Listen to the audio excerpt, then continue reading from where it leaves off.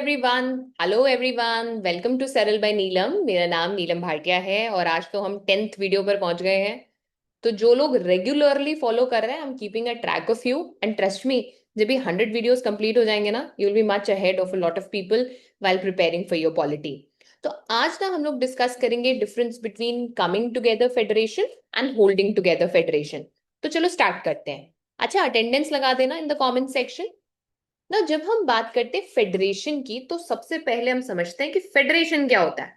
तो देखिए, फेडरेशन का मतलब है या फेडरलिज्म का मतलब है पावर का division between the centre and the state. तो जब आप पावर को डिवाइड करते हो सेंटर और स्टेट के बीच में, तो उसको हम फेडरलिज्म या फेडरेशन कहते हैं।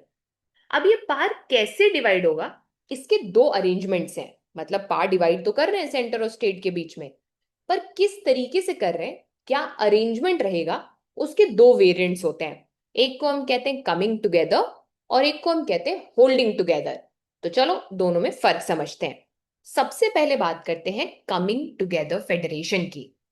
तो इसको ऐसे समझो कि अपने आप में कुछ इंडिपेंडेंट प्लेसेस हैं, इंडिपेंडेंट स्टेट्स हैं, जो अपने आप में अलग से रहने के काबिल हैं, लेकिन उनको रियलाइज होता है कि हम बहुत छोटे हैं। अगर हम साथ आकर एक कॉमन देश बना लेंगे, तो हम ज्यादा स्ट्रांग हो पाएंगे फाइनेंशियली, स्ट्रांग हो पाएंगे in terms of international relations. तो ये क्या डिसाइड करते हैं छोटे छोटे यूनिट्स कि हम साथ आकर एक बड़ा देश बना लेते हैं। अब सोच के देखो, जब आप आपस में इक्वल हो, इंडिपेंडेंट भी रह सकते हो, बट ज्यादा अच्छा रहेगा अगर साथ आ रहे हो, तो आप क्या चाहोगे? आप चाहोगे कि आपको पार्स मिलते रहे, आप चाहोगे कि आपका पार मेंटेन रहे। तो कमिंग टुगेदर फेडरेशन में क्या होता है, जो भी इंडिपेंडेंट स्टेट साथ आते हैं अपनी इच्छा से, यानी वॉलंटरीली, तो वो चाहते हैं कि उनके पास पार रहे, एज मच पार्स जितना कि सेंटर के पास होंगे। तो कमिंग टुगेदर फेडरेशन में जब ये छोटी छोटी यूनिट साथ आकर एक बड़ा देश बनाती हैं, तो पार इस तरीके से शेयर होता है। याद करो, फेडरेशन का मतलब क्या है? The sharing of power, the division of power between the centre and the state. तो आप इस तरीके से शेयर करते हो, इस तरीके से डिवाइड करते हो कि सेंटर और स्टेट के बीच में बराबर पार का डिवीजन होता है। इनफैक्ट स्टेट्स कई बार सेंटर से ज्यादा पावरफुल भी हो सकते हैं, यानी सेंटर का पार लिमिटेड और स्टेट का पार्ट ज्यादा।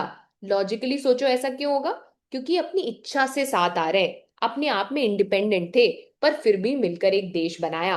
फॉर एग्जाम्पल, यूएसए में जब 13 इंडिपेंडेंट कंट्रीज साथ आई, तो मिलकर उन्होंने देश बनाया, they came together. That is why हम उसको कहते हैं कमिंग टुगेदर फेडरेशन। याद रखिएगा, यहां पर स्टेट्स या तो इक्वल या फिर ज्यादा पार्ट्स एंजॉय करते हैं। आप इसको एक एग्जाम्पल या एनालॉजी से भी समझ सकते हैं। मान लीजिए आप फ्रेंड्स मिलकर एक क्लब बना रहे हैं। अब बनाए या ना बनाए कोई जबरदस्ती नहीं है, but better convenience working style के लिए आप ये क्लब बना रहे हैं। तो इसमें आप सब इक्वल हैं, लेकिन आप मिलकर साथ काम करेंगे यहाँ पर। तो कोई भी आपके ऊपर डिक्टेशन नहीं होगा। हाँ, आप एक अपना एक लीडर डिसाइड कर रहे हैं, बट इस लीडर के पास जितने पार्ट्स हैं उतने ही पार्ट्स आपके पास भी होंगे। This can help you understand coming together federation. अब देखो, ऐसे ही समझो होल्डिंग टुगेदर। होल्डिंग टुगेदर में क्या होता है, आप एक ऑलरेडी बड़ा देश है, लेकिन आप बाकी स्टेट्स को, बाकी यूनिट्स को होल्ड कर कर रखना चाहते हैं। बहुत सारी डाइवर्सिटी है, लैंग्वेज की, कल्चर की, रीजन की। तो आप चाहते हो कि बाकी यूनिट्स जो है एक साथ रहें, और इसके लिए आप क्या करते हो, सेंटर को ज्यादा पावरफुल बनाते हो as compare to the state. क्योंकि आप ऑलरेडी एक देश थे, आप साथ आकर नहीं मिले हो, you were already a country, and you want the center to control the states in such a way कि वो सारे एक साथ बने रहे, एक सिंगल यूनाइटेड कंट्री बनी रहे। फिर मैम पार को डिवाइड ही क्यों करना? मैं देखो, पार डिवाइड कर देते हो तो एडमिनिस्ट्रेटिव कन्वीनियंस हो जाती है, अच्छे से देश चलता है, सब अपना पार भी इंजॉय करते हैं, पर सेंटर जो है स्टेट से ज्यादा पावरफुल भी होता है। तो होल्डिंग टुगेदर फेडरेशन में सेंटर स्टेट से ज्यादा पावरफुल होगा। जैसे इंडिया में देख लो, पार्ट डिवाइडेड तो है between the centre and the state, पर हम एक एग्जाम्पल है होल्डिंग टुगेदर फेडरेशन का, जहां centre is holding the states together, and India is therefore an example of holding together federation. एक एनालॉजी से समझो, मान लो एक बड़ी फैमिली है जिसमें पेरेंट जो है सारे बच्चों को मैनेज कर रहा है।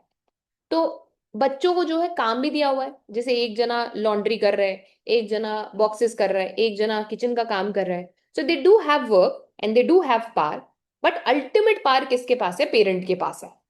So this is an example of analogy rather to understand holding together federation. Quick recap ले लेते हैं. फेडरेशन का मतलब क्या हुआ? When power is divided between the centre and the state. Coming together federation में क्या होता है? इंडिपेंडेंट यूनिट साथ आकर देश बना रही हैं, इसीलिए स्टेट ज्यादा स्ट्रॉन्गर होंगे. एनालॉजी याद रखना, फ्रेंड्स ने मिलकर क्लब बनाया. एग्जाम्पल याद रखना, यूएसए. अब यहां पर क्या हो रहा है? होल्डिंग टुगेदर फेडरेशन में आप ऑलरेडी एक देश थे, पर कंट्री पावर ऐसे डिवाइड कर रही है कि जो सेंटर है वो स्ट्रांग है, पर स्टेट के पास भी कुछ कुछ पावर है. You are holding it together. Parent वाला एग्जाम्पल याद रखना. और India is the good example to understand holding together federation. I hope concept समझ में आया. Let me know in the comment section अगर आया तो. And I will meet you in the next one. Happy learning.